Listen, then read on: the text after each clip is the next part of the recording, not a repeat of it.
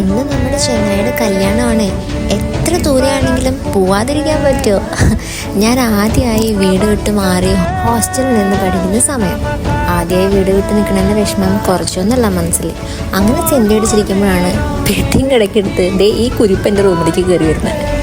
ചോദിച്ചറിഞ്ഞപ്പോഴുണ്ടടാ ദേ എൻ്റെ തൊട്ട ബെഡിലേക്ക് വരാൻ പോകുന്ന ഐറ്റമാണ്. എല്ലാവരും പോലെ ഒരു ചിരി പിന്നെ ഒരു ഷേക്കനിലൂടെ നമ്മൾ പരിചയപ്പെടാൻ തുടങ്ങി. ആള് കാണുന്ന പോലെ അല്ല കേട്ടോ, എൻ്റെ നേരെ ഓപ്പോസിറ്റ് ആയിരുന്നു. വീട് വിട്ട് മാറി നിൽക്കണ എൻ്റെ ത്രില്ലിലായിരുന്നു അവൾ. അതുകൊണ്ട് തന്നെ ആദ്യമുള്ള സംസാരം തുടങ്ങി. ആദ്യമൊക്കെ എനിക്ക് ഇച്ചിരി ബോറടിച്ചു കേട്ടോ, പക്ഷേ പിന്നെ ഞാനത് ആസ്വദിക്കാൻ തുടങ്ങി. അങ്ങനെ ആകെ സെൻറ്റി അടിച്ചിരുന്ന എന്നെ ചീറപ്പാക്കിയെടുത്ത് അവളായിരുന്നു.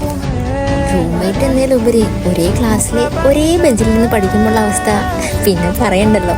അപ്പം നിങ്ങൾ വരാം, ഉള്ള കല്യാണത്തിന് എനിക്ക് വരാതിരിക്കാൻ പറ്റുമോ?